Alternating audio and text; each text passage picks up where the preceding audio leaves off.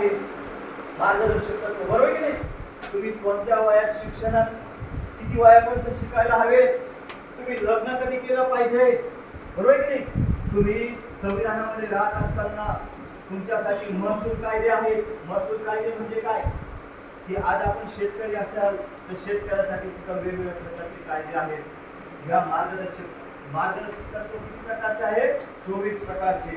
त्याच्यानंतर येते न्यायपालिकेचं स्वातंत्र्य, सगळ्यात महत्त्वाचा मुद्दा, गांभीर्याने ऐका. न्यायपालिकेचं स्वातंत्र्य म्हणजे काय?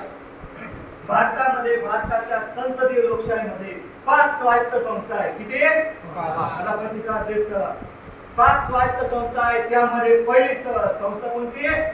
संसद. सगळ्यात प्रमुख. भारताच्या संसदीय लोकशाहीमध्ये लक्षात घ्या, हे प्रथमतः तुम्ही शाळेत शिकला असाल, पण आज संविधानाच्या माध्यमातून समजून घ्या.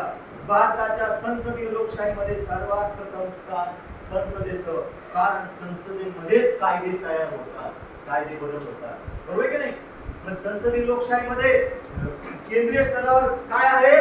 लोकसभा, बरोबर? लोकसभेचा अध्यक्ष असतो, बरोबर की नाही? लोकसभेचा अध्यक्ष